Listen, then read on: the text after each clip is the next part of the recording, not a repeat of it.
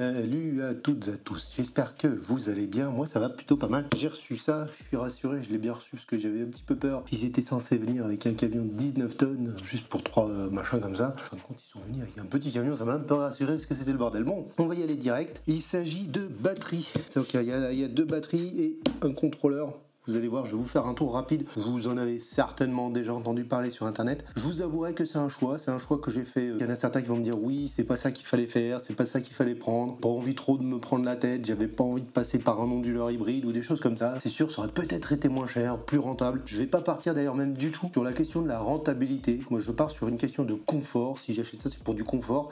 Et pour éviter moi ça me stresse de rebalancer de l'électricité sur le réseau électrique. Donc vous l'avez compris, c'est des batteries qui permettent de stocker l'énergie quand la voiture par exemple ne sera pas en charge, qui fera quand même un petit peu beau.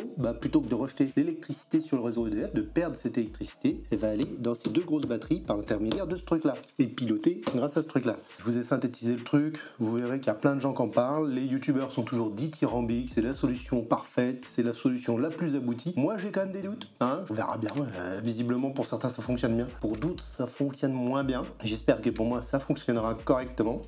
J'aurai peut-être même l'occasion de tester un autre système, à voir, c'est en discussion. Celui-ci, je l'ai acheté avec mes sous-sous, forcément si ça merdoume, je le dirais de manière véhémente. Je serais pas très content. Zendur a une communauté vraiment importante, surtout sur Facebook. Il y a quand même beaucoup de gens qui ont des problèmes, donc c'est pas rassurant. De temps en temps, on lit le truc, tu te dis c'est loin d'être le produit parfait que beaucoup de youtubeurs vous vendent. Voilà, donc avec moi, on vous fera évidemment les plus et les moins, comme d'habitude. On va faire un unboxing rapide, parce que le unboxing, c'est pas mon truc. Mon petit couteau habituel. Bon, ça, je l'ai déjà unboxé. Bon, je vais vous expliquer rapidement un petit peu ce que c'est. Vous mettez ça dans le tableau électrique. Ça permet de mesurer la puissance que l'habitation consomme. Ça se dit ce que je viens de dire ?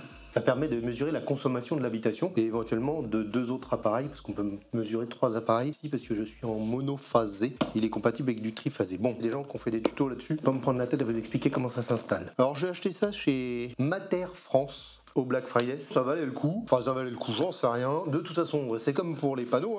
Une fois que c'est acheté, c'est acheté. Et puis, c'est comme ça. Comme par hasard, je reçois les batteries. Je peux pas les installer maintenant, là, parce qu'on est en jour rouge. Regarde, monte le jour rouge, là. Jour rouge.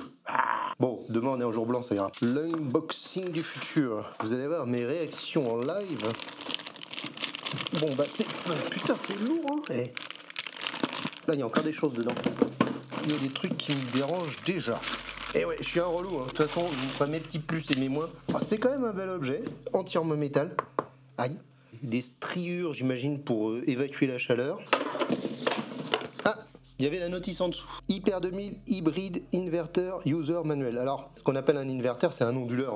Vous pouvez brancher les panneaux directement dessus. Et la prise électrique est à double sens. C'est-à-dire que vous pouvez charger et décharger la batterie sur le réseau électrique de la maison. C'est l'un des très gros avantages de cette batterie-là. Ça, c'est des trucs pour attacher les batteries ensemble. Puis ça, c'est la prise d'alimentation propriétaire. Faut pas la perdre. Dans un premier temps, je suis pas du tout sûr d'installer avec chez l'IEM. Je pense que je les installerai après parce que j'ai pas le temps de les installer. Ça demande un petit peu de bidouille dans le circuit électrique et ça je vous montrerai pas parce que je suis pas électricien et je veux pas me lancer là-dessus. Bon, on va déboxer. On va unboxer une seule batterie.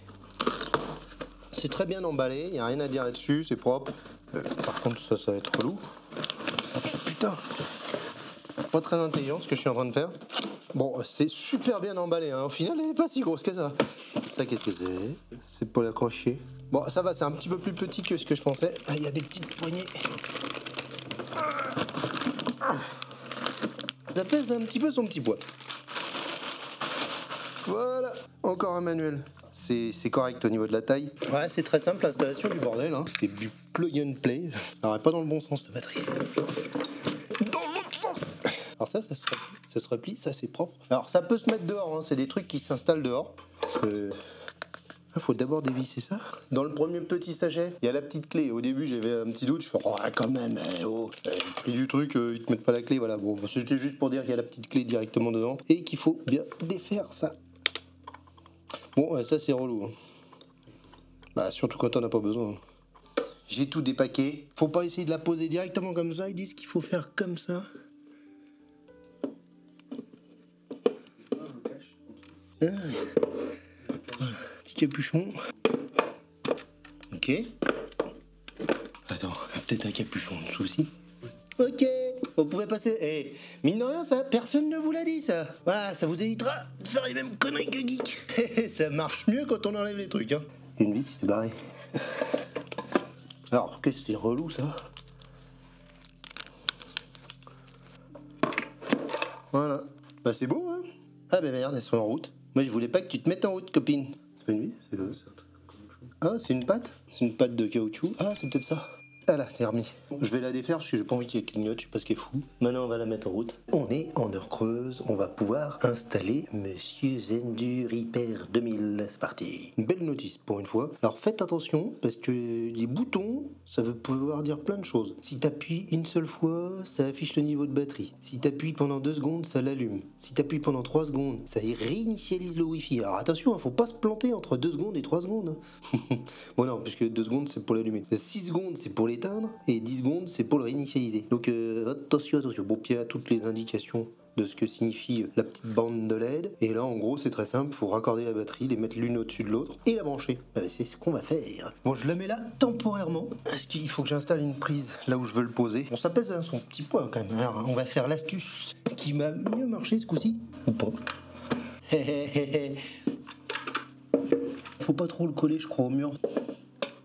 Voilà, bah ça s'enclenche bien. On va mettre le dessus du Zendur. Il y a une histoire de Wi-Fi quelque part derrière. Alors moi, ça me gave ces câbles. Bon, une fois qu'ils sont derrière, on les voit pas. Voilà. Bon, ça, c'est vrai que ça se met plutôt bien. Plutôt comme ça. Clac. Bon, c'est des belles prises. C'est allumé. Bon, bah maintenant, je sais pas ce que ça veut dire. Si ce que ça veut dire, je vous le dis. Vert, c'est pas fixe, c'est vert pulsé, ça, c'est quoi? On recharge la batterie, tentative d'appairage réseau, vert respirant. Je sais pas trop quel vert c'est du vert. Je vais installer l'application. Bon, vous allez sur le Play Store ou la, je sais pas comment ça s'appelle, l'Apple Store. Et vous installez l'application. Hein. Vous n'avez pas besoin de moi pour apprendre à faire ça. Hein. Bon, bah vous créez un compte. Ok, je me suis logué, on donne toutes les autorisations. J'imagine qu'il faut cliquer sur le plus, hein. Appuyer sur le bouton marche arrêt pour allumer l'appareil. Bah, il est allumé pendant 3 secondes jusqu'à ce que le Wi-Fi en Wi-Fi clignote rapidement. 3 secondes. 1, 2, 3. Je sais clignoter rapidement. Ouais, ça va être ça. Hop, Hyper 2000. Faut rentrer vos mots de passe et tout ça Wi-Fi. Et bien évidemment, je vais pas vous les donner. Hein. Oh, ok, c'est parti. Terminé. Ok. Alors là, il y a marqué déchargement en cours. Je pense que, alors, pourquoi hein. C'est vrai qu'on peut se demander pourquoi. Ah, il y a encore des paramétrages à faire. Bon, ça, c'est fini. Mais c'est pas fini. Bon, c'est très simple hein, pour l'instant. Aucune difficulté. On est bien en France. Configurer la limite. Est-ce que j'imagine que ça peut changer après? J'aurais bien mis moins parce que j'ai pas une confiance folle dans la prise que j'utilise. Par précaution, je vais mettre moins. Quand vous savez pas, n'y allez pas trop fort. Bon. Là, il est en train de se décharger. Parce que je crois qu'il fait calibration la première fois. C'est pour ça que je voulais pas le faire en plein jour rouge, que c'était dommage de décharger la batterie pour rien. Hein. Bah, c'est de la perte, là c'est de la pure perte.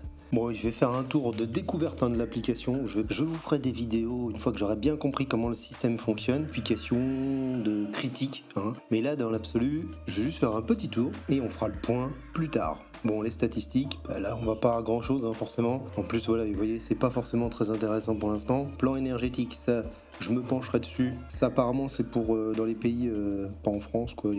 Le prix de l'électricité se change. Ça va falloir que je paramètre ça. Je sais pas comment on le paramètre. Pas une prise d'intelligence. Le chez Litre Pro 3 MM qu'il faut que je paramètre. Donc là, plan énergétique attribué. Donc tâche selon des points dans le temps. En gros, vous dites quand vous voulez qu'il se charge, quand vous voulez qu'il se décharge. Dans tous les cas, évidemment, ce type d'appareil est vraiment fait pour fonctionner en intelligent. Hein. Sauf jour rouge, par exemple, où vous désactivez l'intelligent pour... Je prie a priori, hein, je vous confirme ça, jour rouge tempo, où vous peut-être passerez en manuel. Et moi, j'essaierai même avec Home Assistant. Puis là, vous avez les paramètres. Ça, c'est les watts, on peut les changer là. Configuration de la batterie, 5%. Moi, je vais, surtout qu'on est en hiver, j'en ai rien à faire de descendre bas ou de monter haut. On va se mettre à un 15,85. On verra après, on changera peut-être. C'est pour protéger un petit peu la durée de vie de la batterie. De toute façon, en ce moment, il fait tellement gris que hein, ça va pas changer grand-chose. C'est quoi lumière? Ah oui, c'est les petites lumières, on peut les désactiver, ça c'est bien. Mise à jour du firmware, il y a des mises à jour à faire. Voilà, bon, on va lancer les petites mises à jour, hein. J'espère qu'elles vont pas faire bugger. Bon, on va commencer par le premier, hein. Oui, c'est mis en couleur, il faut que je vous montre ça. Regardez-moi si c'est pas joli, ces petites couleurs de mise à jour. Bon, ça a été super vite, la première mise à jour est terminée déjà. Pareil, il est éteint, il est en train de redémarrer apparemment, c'est un poil long. Alors, je vais pas dire que c'est flippant, mais ça doit être normal, hein, ça doit être normal. Je vais faire toutes les autres mises à jour petit à petit, on va découvrir vraiment le truc en profondeur et on va faire les plus et les moins, évidemment, dans une autre vidéo, parce que pour l'instant, pas assez de retours, hein, au bout d'un jour ou deux. Puis de toute façon, il y aura plein de vidéos autour qui vont arriver, du genre la connexion, le pilotage avec Home Assistant. Apparemment, c'est à peu près possible. Je vais pouvoir m'amuser avec mon Odred. Ah, je vous avais déjà fait une petite vidéo là-dessus pour piloter la voiture. Je pense que je vais réutiliser un petit peu le même genre de choses. On va voir comment ça se passe. Bon, ça, ce sera dans un second temps. Dans un premier temps, on va déjà installer le Shelly. Et là, je vous ferai un vrai retour sur le mode intelligent, qui est le plus important à mon avis, pour ce type d'appareil. Bon, bah je vous dis.